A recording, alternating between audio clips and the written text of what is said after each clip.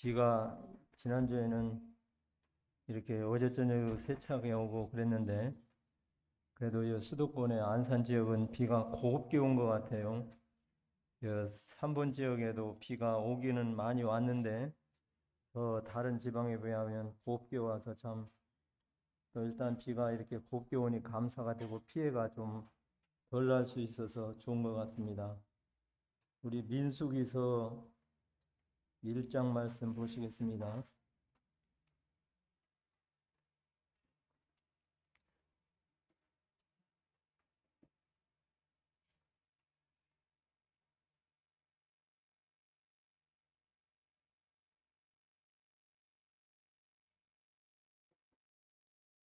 민수기서 1장 찾으셨으면 1절에서부터 4절까지 우리 한 목소리로 한번 읽어보시겠습니다.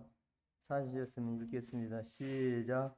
이스라엘 자손이 애굽 땅에서 나온 후 제2년 2월 1일에 여호와께서 시내 광야 회막에서 모세에게 일러 가라사르되 너희는 이스라엘 자손의 모든 희룡의 남자의 수를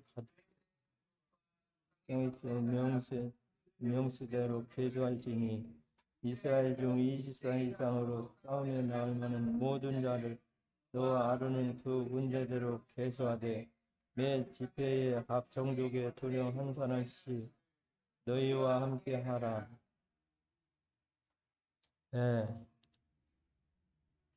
민수기에서 1장에서 이렇게 계수하라, 싸움에 나갈 만한 자를 계수하라 이렇게 말씀하셨습니다. 모세 오경이라고 하는 창세기, 출애굽기, 레위기, 민수기, 신명기 이 책은 각각 다 독특한 특징이 있는 것을 보게 됩니다.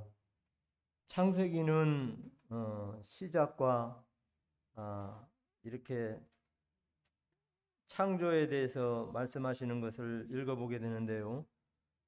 그런가 하면 아브라함에게 내 씨를 통해서 천하 만민이 바다의 모래와 같이 많게 한다. 그런 것을 말씀한 것을 창세기에서 보게 되고 섭리하시는 하나님의 역사를 창세기를 통해서 보게 됩니다. 그런가 하면 창세기 후편이라고 할 수 있는 출애굽기는 이렇게 이스라엘 백성들이 어떻게 구원받았는가를 자세히 설명해 주는 책이 출애굽기인 것을 보게 됩니다. 그래서 출애굽기 10장에 어떻게 그들이 문설주에 피를 발라서 그 피를 볼 때에 천사가 넘어가서 재앙을 내리지 않고 이스라엘 백성들이 하나님의 말씀을 통해서 구원받고 그들이 이렇게 살아나는 것을 보게 됩니다. 레위기는 이 백성들이 이제 하나님의 구원을 받고 하나님을 더 잘 알아가면서 섬겨가기 위한 제사의 책이라고 말할 수가 있는데 그래서 그 백성들을 구별해서 하나님의 백성이 된 이스라엘 민족을 통해서 하나님께서 제사를 받으시고 하나님께서 그들과의 교제를 통해서 더 많이 알아가서 하나님을 잘 섬기는 이 민족이 되어지기를 바라는 마음에서 레위기의 제사법을 말씀하신 것을 기억하게 됩니다. 그런가 하면 오늘 읽게 된 이 민수기서는 이스라엘 백성들이 이렇게 여기에 1장 1절에 보면 이스라엘 백성들이 자손이 애굽 땅에서 나온 후 제2년 2월 1일에 여호와께서 시내 광야 회막에서 모세에게 일러 가라사대 말씀하신 것을 기억하게 됩니다. 이스라엘의 역사는 이제 애굽에 나온 그 첫 해의 그 해년으로부터 이제 새로운 이런 그 연도가 시작이 되는 거예요. 우리나라 서기를 쓰기 전에는 단기를 쓰잖아요. 단기도 쓰고 서기도 씁니다만 이스라엘 역사는 애굽에서 출애굽한 이후로 인해서 1년 2일, 1, 3, 4일 이렇게 하는데 2년 1일이 됐어요. 민수기에서 이제 전쟁에 나갈 만한 이런 사람들을 해봐라. 하나님께서 모세와 아론에게 말씀하셨습니다. 원래 하나님께서 계획은 출애굽기에 보시면 블레셋 사람의 국경을 따라서 이렇게 그 가데스 바네아에서 가나안 땅으로 바로 가려고 그랬어요. 그런데 출애굽기 13장에 보면 이 백성들이 전쟁을 보면 돌이켜서 도망할까 하노라 하는 말씀을 출애굽기에서 보게 되는데, 그래서 이 백성들이 이렇게 후퇴를 해서 도망을 갈까 봐서 그 길로 하지를 않고 길을 돌려서 이 홍해 앞에 이스라엘 백성들을 데려다 놓은 것을 출애굽기 13장에서 보게 됩니다. 비아히롯이라는 곳에. 그 앞에서 길이 없어요. 홍해 앞에 갈 수가 없어요. 이들은 이제 뒤에 쫓아오는 애굽 병정을 통해서 다 죽임을 당하든지 포로로 다시 잡혀가든지 하는 수밖에 방법이 없었는데, 하나님께서 바다를 열으셔서 그들을 이렇게 나오시게 해가지고 그들이 이렇게 거기에서 많은 불평과 함께 시간을 끌치면서 2년 1일이 된 거예요. 여기에서 이제 민수기서 와봤어요. 앞에 왔을 때에. 그래서 이들은 이제 하나님께서 그 모세를 통해서 인간 그 숫자를 계수해봐라 이렇게 명령을 하셨습니다. 그래서 2년이라는 세월이 뭐 했습니까? 하나님의 말씀을 들었지요. 광야에 나와서. 그 다음에 또 하나님의 시내산에 가서 율법의 말씀을 받았지요. 그 다음에 또 이들이 성막 짓는 법을 하나님 앞에 배웠지요. 성막을 지었지요. 이 세월이 2년이에요. 세상의 군사력 같으면 이렇게 빨리 군사력을 강화시켜서 빨리 이렇게 이동을 해가지고 정착을 해서 거기에서 또 이렇게 그들이 전쟁을 하더라도 속전속결로 빨리 해서 또 다른 나라도 점령을 하면서 이기게 나가는 것이 세상의 군사력에 대한 이와 같은 그 방법이고 계획인데, 하나님의 군대는 그렇지 않은 것을 보게 됩니다. 블레셋 사람의 땅의 길을 통해서 빨리 갈 수도 있었지만 그 길을 통해서 갈 수가 없기 때문에 하나님이 길을 돌려서 이 백성들에게 광야에서 이렇게 훈련을 시키는데 그 훈련 기간이 2년이 된 거예요. 그래서 그 훈련 기간을 통해서 하나님의 말씀을 이 백성들이 잘 지키는지 아니 지키는지, 또 하나님의 말씀을 통해서 귀 기울여서 잘 따르는지 안 따르는지 훈련을 시키는 거예요.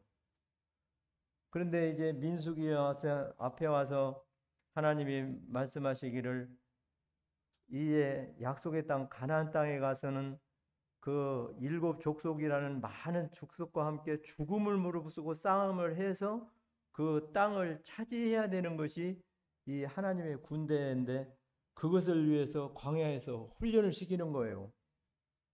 그래서 우리가 하나님 앞에 어려움을 당하고 또 힘든 어떤 다른 사람들은 내 사정을 몰라 하면서 속상해하는 이와 같은 일이 있다 할지라도 하나님께서 나에게 더 큰 사람을 위해서 훈련을 시킨다 하는 것으로 생각을 하면서 하나님에 대한 신앙을 저버리지 않는다면 하나님이 훗날에 크게 쓰는 우리 성도님들이 될 것이다 이렇게 생각을 해보게 됩니다.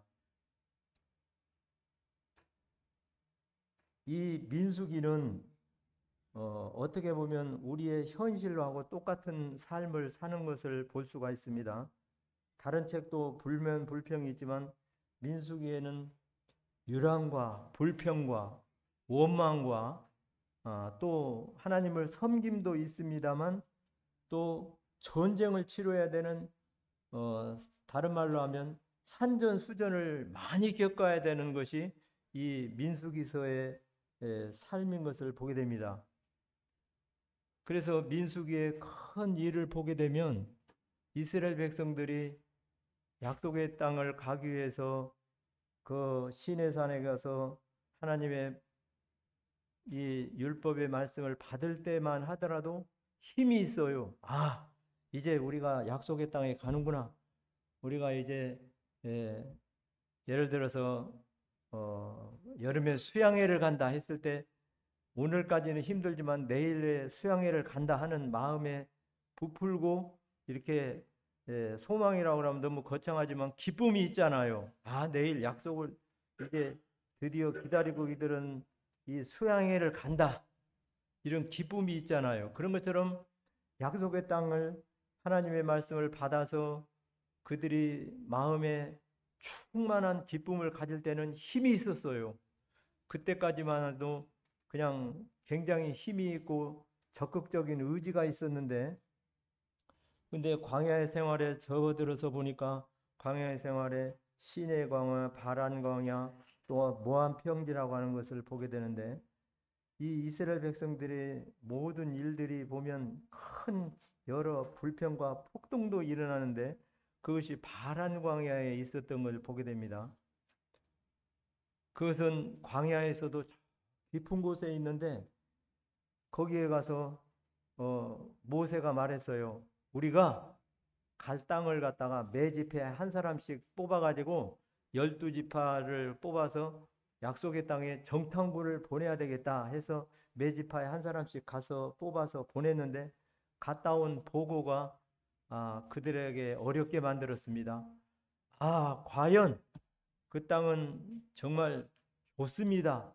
젖과 꿀이 흐르는 땅이었고 또 포도 한 송이가 그냥 머리통만하게 클 정도로 아주 그냥 좋은 과일이었고 아주 풍요롭고 좋은 보고를 했었어요. 그런데 그 좋은 보고 뒤에는 그런데 거기에 안악자손을 보았고 큰 민족을 보았는데 우리가 보기에 그들이 우리를 보는 것처럼 그들이 보기에 우리를 보게 될 때 메뚜기와 같이 봤을 것 같습니다. 그러니까 우리는 그 땅이 좋기는 한데 들어갈 수는 없다. 전쟁을 통해서 이길 수는 없다. 그래서 난리 법석이 13장에서 일어나는 걸 보게 됩니다. 그래서 거기에서 이제 백성들이 막 울잖아요. 이게 광야의 현실이고 어려운 큰 일을 보게 될 때 낙심하고 좌절하는 것이 성도의 자세가 아니고 믿음으로 바라봐야 되는데 그냥 좌절하고 주저하고 불평이 그냥 일어나는 거예요. 그런가 하면 16장에 가서는 그 고라의 반역이 일어나는 걸 보게 됩니다. 이게 광야에서 일어나는 일이에요. 그래서 너만 하나님께서 역사하느냐? 우리도 역사한다 하면서 모세와 아론을 반역을 하면서 우리는 올라가지 않겠다. 너나 갈 사람이나 가라 하면서 거기에 폭동이 일어나고 아주 혼란스럽습니다. 그런가 하면 20장에 가서 보면 모세를 통해서 민수기서 20장에 가면 거기서 물을 내라 해서 물을 명해서 물을 내라 그러면 바위에서 물이 나오는데 그냥 화는 나지요. 백성들은 그냥 자기를 향해서 돌을 던질 것 같은 불평은 그냥 하늘 높은 줄 모르고 그들에게 이렇게 높아가져 가지고 그러니까 내가 이 백성을 낳았습니까 하면서 바위를 향해서 그냥 막 지팡이로 때려버렸어요. 그래가지고 바위가 깨지면서 물을 내었는데 이 복잡한 일이 민수기에서 일어나는 거예요. 그런데 하나님께서 이 백성들을 버리지 않으시고 그 백성들을 끌고 가잖아요. 거기에 태어난 사람도 있고 또 자라가는 이런 다음 세대 사람들도 있는데 이렇게 광야 세대가 복잡하고 어렵고 힘드는데 이 출발을 지금 하려고 하는 거예요. 그래서 세상 군대 같으면 벌써 2년 같으면 가나안 땅에 가서 벌써 자리를 잡았을 텐데 자리도 못 잡고 여기에서 지금 인구수를 세하려고 있으니까 어떻게 보면 답답한 거예요. 그래서 하나님의 역사는 속전속결로 빨리 진행을 하는 것이 이 세상 역사와 같지 않고 하나님의 말씀에 순종하는 것과 하나님의 말씀에 귀 기울일 줄 아는 것을 훈련시키는 것, 그것이 우선순위예요. 그래서 우리 성도님들 세상에서 뭐가 더디 이루어지는 일이 있다 할지라도 왜 이렇게 나는 더디게 되고 일 잘 안 되고 이렇게 하나 이렇게 생각할 일이 아니라 하나님의 뜻이 어디에 계신가 하는 것을 생각해 보는 것이 지혜로운 방법이다 생각을 하게 됩니다. 우리가 하나님 앞에 훈련되지 못하고 약속의 땅에 가서 그것을 다 뺏었다고 친다고 하면 역대상 14장에 보게 되면 하나님 말씀에 훈련되지 않은 사람이 사무엘상 15장이죠. 훈련되지 않은 사람이 전쟁에 나가서 이겼어요. 전쟁에 나가서 이기니까 전쟁에 나간 이긴 결과가 뭐냐면 하나님 앞에 감사하고 하나님의 말씀을 순종을 하면서 더 그분을 높여야 되는데 자기의 기념비를 세우는 사람이 있어요. 사무엘상 15장에 보게 되면. 그런데 역대상 14장에 보게 되면 하나님의 말씀에 귀 기울일 줄 알고 하나님의 말씀에 우선순위로 해서 전쟁을 하든지 무엇을 하든지 생각하던 사람은 하나님께서 말씀하신 말씀을 기다릴 줄 알았던 사람인데 블레셋이 쳐들어왔어요. 하나님 어떻게 해야 되겠습니까? 하나님께 물어보니까 그들이 쳐들어왔는데 지금 나가서 같이 싸워라. 그래서 같이 나가서 싸웠는데 이겼어요. 그래서 큰 승리를 했습니다. 그런데 얼마 후에 세월이 지나서 블레셋이 또 쳐들어왔어요. 지난번 경험으로 볼 때 하나님께서 나가서 싸우라고 했으니까 이번에도 가서 나가서 싸워서 전쟁을 치르면 우리가 이기지 않느냐? 세상에 이런 말이 있어요. 경험보다 나은 스승은 없다. 그런 말이 있는데 지난번도 그랬으니까 이번에도 가서 싸웠으면 이길 수 있는 지혜가 있는 거예요. 그런데 하나님 앞에 묻습니다. 하나님, 지금 상황이 급박합니다. 블레셋이 벌써 요지에 점령이 되었고 그랬는데 어떻게 해야 되겠습니까? 했을 때 기다려라 했을 때 얼마나 답답하겠어요.